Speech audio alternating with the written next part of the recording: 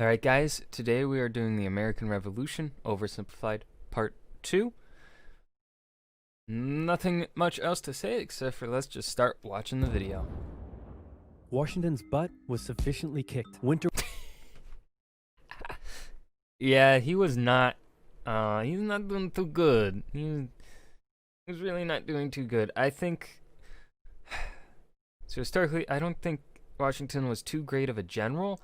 But what I think he was good at and what he was needed for was his capability to keep people under control, keep troops rallied. I think he was really good at doing that, and I think that is essentially the most important characteristic of him that he was able to bring to the American Revolution. I don't think if we hadn't had such a leader who was capable of inspiring such loyalty, I think it would have turned out pretty different. Winter was here. His troops' morale was low, some just up and left. Washington needed to do something. Anything. Yeah. I mean, even though he was able to inspire loyalty, he still had deserters just because of how harsh the conditions were at I believe, Mount Vernon. No, that's his home. I can't remember what the name of this camp was. To restore faith in the revolution. The British had spread throughout New Jersey and settled in for a winter of drinking cider and partying hard. Nobody expected an attack in the winter, so Washington started making plans for an attack in the winter. The British had hired a large force of Hessian mercenaries from the German states of... But yeah, he was, one of the things that I think is very important about Washington, though, too, is he was willing to try new things. He was I can't speak. He was willing to do the unexpected. He was willing to be bold with his movement. And as will be seen here, his crossing of the Delaware, very, very bold. Could have gone horribly wrong, but it didn't. Hesse Castle and Hesse Hanau to fight the rebels. It was these mercenaries that were stationed across the Delaware River from Washington and his army. And there were more Hessian reinforcements incoming, but they made an unscheduled stop because their commander got thirsty. No, not that kind of thirsty. That kind of thirsty. Oh. It was Christmas Eve with a blizzard outside when Washington heard the Hessian defenses were down, and he decided to attack. He made a perilous crossing of the icy Delaware River with 2,400 men and marched 9 miles to Trenton, where he caught the Hessian forces completely off guard. After a short but fierce battle, the Hessians surrendered in droves. It was a much-needed victory that sent a clear message, not only to the British, but to Americans across the colonies. The war was far from lost. General Cornwallis led the British forces south to counterattack the Americans, but in a series of battles, Washington's defensive positioning and flanking maneuvers defeated the British 3 times in 10 days, and the British decided to abandon southern New Jersey for the rest of the winter. Washington finally set up a winter camp in Morristown, but for the Americans, there was much less partying than the British. Elsewhere, the British had taken Newport, Rhode Island, because it was a good naval base. In the south, they failed to take Charleston, South Carolina, which left British loyalists unsupported and vulnerable to more harassment. The RPG mobile hit of 2019 and even mass expulsion. Congress sent Benjamin... I don't really know too much about what happened in the South, really. Just because it's not really talked about, actually, much in schools. From the education that I received, you don't learn much about it. Mainly because I think much of the fighting was in the North. Because that's really where the North was the stronghold of the rebellion. And also where the British were funneling the most troops. But the South, I don't know. I don't know much. Benjamin Franklin to France on a mission to convince them to join the war. And while the French generally loved any opportunity to hoodwink the Brits, they didn't want to join unless it was a sure win. So True, because they had just spent a bunch of money fighting the British in the 7 Years' War, and now, just roughly a decade later, they're being asked to support a small rebellion on the whole, on the world scale of what Britain owned at the time. Even though they still didn't own India at this time, they weren't close to it, owning all of India yet.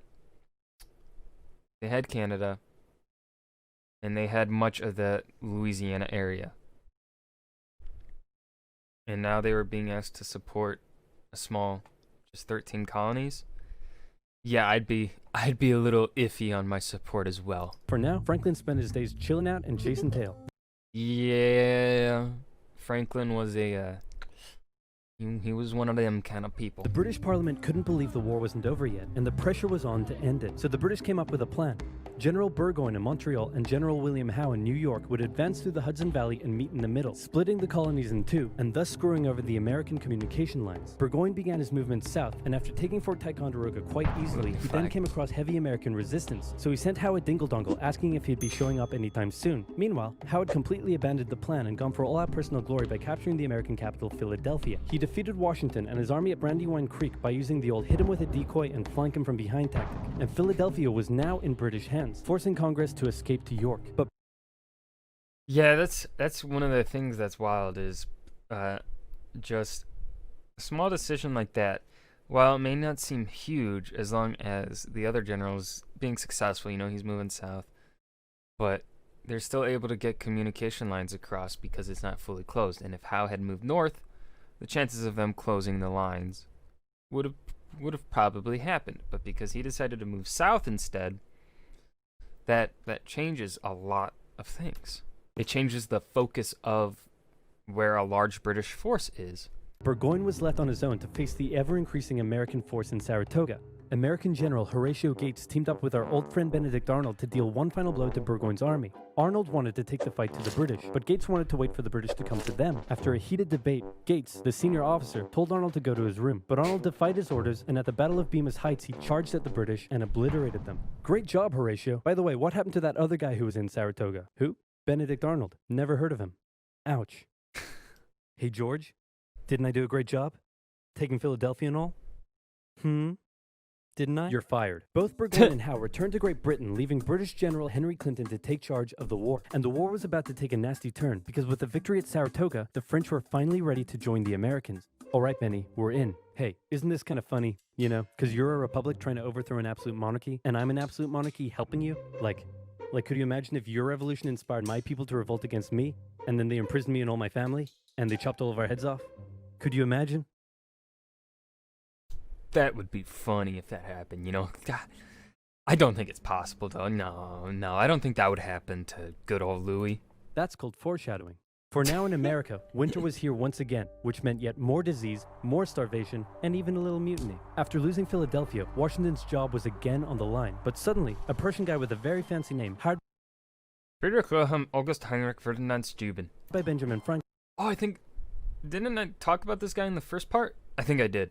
showed up out of nowhere and said, "Hey, I'm here to give your men a European military training." And train them he did. They learned how to shoot accurately, how to march in formation, where to poop and where not to, and strict punishments were handed out to any who didn't comply. Washington's army came out of the winter in Valley Forge was the name of it, okay. 1778, a new and improved force, ready to take Philadelphia back from the British. In the end, though, they didn't have to. With the French entry into the war, the British ordered General Clinton to evacuate Philadelphia and consolidate all of the British forces in New York. So Washington sent Benedict Arnold to reoccupy and secure the city as he pursued the British through New Jersey on land, eventually finding a good opportunity to attack at Monmouth Courthouse. The battle took place on a sweltering hot summer's day, and as many soldiers died from heat stroke as they did from battle. In the end, after some incompetence/borderline treason from Washington's second in command, it was a draw. And in this war, a draw is kind of a victory for the Americans.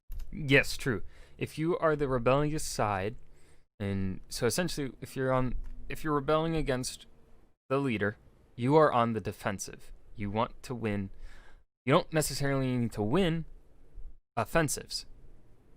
Ideally you wouldn't go on an offensive. You would play entirely defensive in your military. And even if you brought it to a draw, that is good for you because it means the enemy, your old leader, the guy you're rebelling against, is not winning. As long as he's not winning, then you're winning, in a sense, if that makes sense.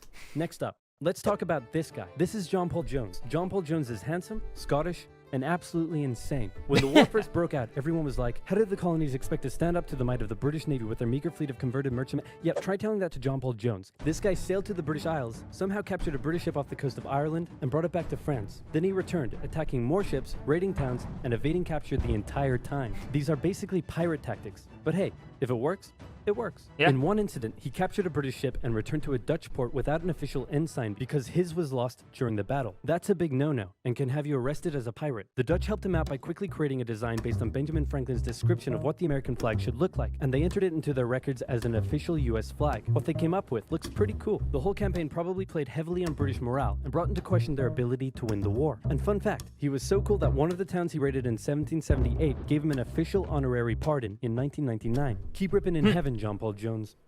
You're an angel now. What the Continental Navy was lacking in resources, Rip in peace. though, the French entry into the war made up for. The French began with naval skirmishes in the English Channel, and they sent a large fleet to America, although What I like about this is he's talking about conflict over here in the British Isles, where you don't really learn about that, especially in American schools. In American schools, you kind of just learn about the conflicts and the battles, like the Battle of Saratoga, etc., the battles that are happening on American soil.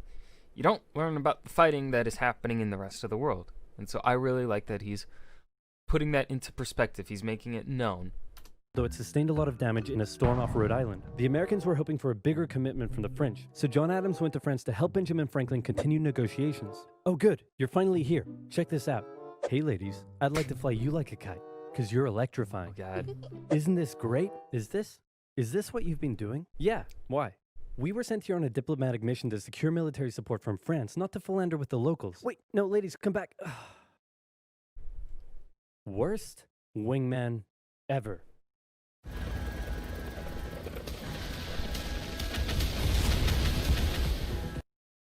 But the Americans would get some more help. The Dutch provided aid, although they never formed an official alliance. More significantly, though, the Spanish, who had already been providing aid, officially joined the war in June 1779. What I love about this is he calls himself Oversimplified, but this is still, honestly, this is a better lesson on the American Revolution than, honestly, a lot of American schools give. Because here's the thing that's been happening, I think, in the 21st century, especially in the last few years. American schools kind of want to, I guess, kind of lean away from teaching about the American Revolution, about American history, because they want to focus more on the world history, which is good but also bad, because then, like, you get these misunderstandings. Like, there are many people that don't know. They'll know about the French help. Like, Marquis de Lafayette is well known, but you don't get taught about the Spanish aid. You don't get taught that the Spanish actually directly joined the war, and you also definitely do not get taught about the Dutch also sending aid. You may also get a brief mention of Steuben and the aid he provided to Washington in training the military, but still, yeah, They would provide support in the Midwest and the Gulf Coast, campaigns that heavily impacted the Native American tribes in those areas. Both sides actually enlisted the help of Native American tribes throughout the war, sometimes even pitting those tribes against each other. In the summer of 1779, after a series of raids against the Americans by the Iroquois, Washington organized an expedition that burned down more than 40 villages, forcing the tribes to relocate to Canada for British protection. And another group that shouldn't go unmentioned were African Americans, both free and enslaved. They joined both sides of the war, hoping to gain their freedom. But afterwards, many were simply returned to slavery, particularly those who had fought for the Americans. Despite owning slaves himself, Jefferson had written a condemnation of slavery in the Declaration of Independence, but out of fear of offending the southern colonies, this was removed from the final draft. For the same reason, the American Army stopped enlisting African American men in 1775, a policy that Washington, a slave owner himself, supported, but they were forced to reverse the policy after the British promised freedom to any slaves who joined them. In general, you stood a better chance of gaining freedom if you fought for the British. However, even those that left with the British after the war suffered mistreatment and discrimination in their new lives outside of America. Our good friend Bennett... excellent brief synopsis and explanation on the mistreatment of Africans, of slaves during the American Revolution. I have nothing to add to it. That was great. Benedict Arnold is now in charge of Philadelphia, having a good time, partying down with, and even marrying a member of the Philadelphia elite. The same elite that had partied down with the British when they controlled the city. And suddenly, the people of Philadelphia, including the state governor, started accusing Arnold of having pro-British sentiments. To keep the people happy, Washington wrote a letter rebuking Arnold, calling his conduct imprudent and improper, and that was too many ouchies for Benedict Arnold to handle. He asked Washington to put him in charge of the fort at West Point. Then he contacted the British, offering to hand the plans of the fort over to them and join their side. Our good friend Benedict Arnold is our good friend no more. Luckily, the treasonous plans were discovered on a captured British officer, but Arnold managed to escape before he was arrested.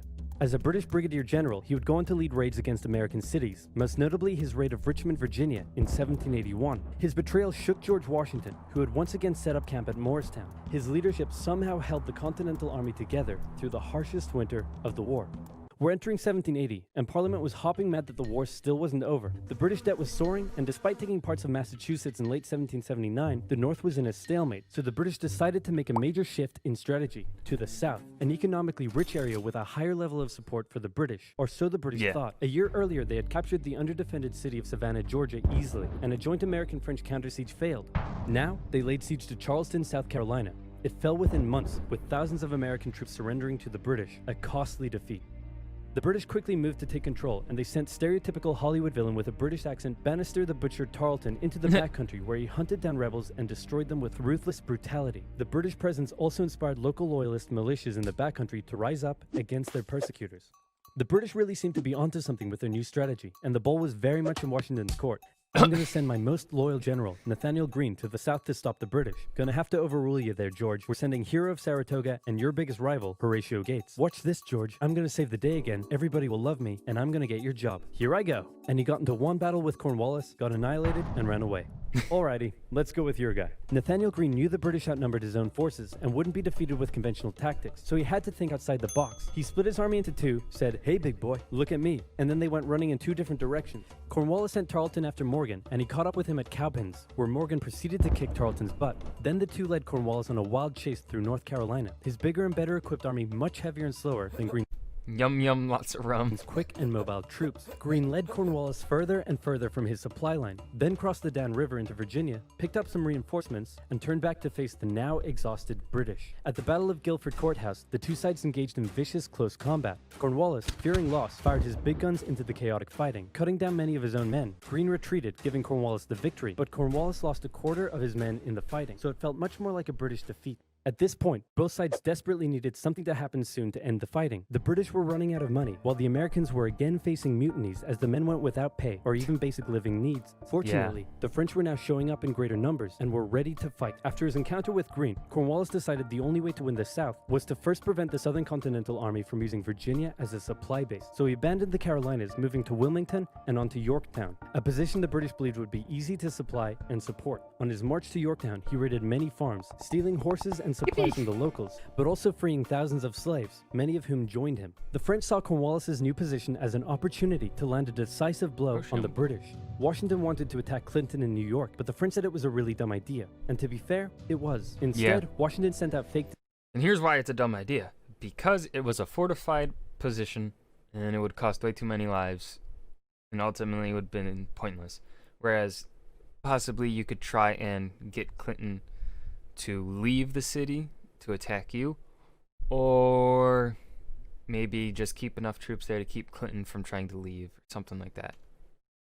Dispatches to make it look like they would attack Clinton, but secretly their combined force marched all the way down to Virginia. A large French fleet under the command of Comte de Grasse arrived and successfully cleared the British Navy out of the Chesapeake Bay. The combined land and naval forces then laid siege to Cornwallis's army in Yorktown. The American and French forces tightened in around the city, raining artillery down on Cornwallis, who desperately appealed to Clinton for aid, but Clinton was unusually chilled out about the whole thing. Cornwallis held out for nearly a month before he had no choice but to surrender. Over 7,000 British troops were captured, a crushing defeat, and with that, Parliament had reached the end of its rope. The war just wasn't worth it, and it needed to end now. The British still held New York, Charleston, and Savannah, but fighting between the two sides mostly ceased as peace negotiations opened up in Paris. The resulting treaty in 1783 saw Great Britain remove its troops from American soil, recognize U.S. independence, and cede territory up drop to the Mississippi River. In return, the Americans agreed to pay any debt still owed to Britain and gave fair treatment to any colonists who had remained loyal to the crown. The Spanish got Florida, while the French got an economic crisis that led to its own revolution a decade later. Yeah, nothing wrong there. Yeah, that's right. Washington retired to his home in Mount Vernon, wishing his men farewell by saying, "I most devoutly wish that your latter days may be as prosperous and happy as your former ones have been glorious and honorable." He hoped to live out the rest of his days in peace. But unfortunately for him, a number of people wanted him to be the first leader of the new country. And by a number of people, I mean literally everyone. The first election campaign in American history was basically a grassroots effort to convince Washington to accept the office. He was sworn in on April 30th, 1789, and he himself established many of the using campaign funds to pay her mistress hush money, making treaties with foreign nations, standards and limitations of what the American leader should be. First of all, there was debate on what he should be called. Is he a king? Is he our glorious leader? In the end, they went for a word that at the time was pretty modest. President, like the president of your local bowling club or office bake sale committee. He set up a cabinet of expert advisors, knowing that no president could know everything, no matter how much of a stable genius they claimed to be. He proposed major legislation to Oh yeah, this was when the video was made. Congress and gave an annual State of the Union address to keep his own power in check. He stated that the U.S. should remain neutral in foreign conflicts, and in the end, he voluntarily gave up his power after just 2 terms. He could have made the presidency anything he wanted, but his careful and cautious actions helped set the precedent of an office that is powerful in its limitations, decisive through its diplomacy, and respected in its humility. And so the United States was born, and everything was perfect. It had no problems, not a single one. Certainly nothing that would, cause such an extreme divide that it would lead to a civil war. Anyway, moving on. Quick quiz. Name the most American thing you can think of. Baseball? Bald Eagles? Calling the winner of an America-only sports tournament world champions? Or maybe math and science? Wait, math and science? That's right. If you didn't know, science is as American as combining chicken with waffles. And don't just take my word for it. Ask Thomas Jefferson. Of course, to do that you would need it. Yeah, it's an ad. Okay, he got me there. That was a good one. Yeah. I don't know what else to put. Great video. Again, as I think I have said before, it's not just oversimplified, but he puts in certain tidbits of information that are very useful and are very needed to know. Like that, the whole idea of Spanish and Dutch aid, Spanish joining the war, Dutch sending aid. John Paul Jones raiding the British Isles itself and not just fighting them in the sea. And also the French fighting the British over in the British Isles in the sea. And I think that's all very important information to know, as well as the added depth, somewhat depth, of the fighting that happened in the South. Because that's very overlooked in many classes. But yeah, I think aside from that, I think that's going to do it for today. Thank you for watching. If you enjoyed, remember to hit that like button and subscribe for more. Thank you.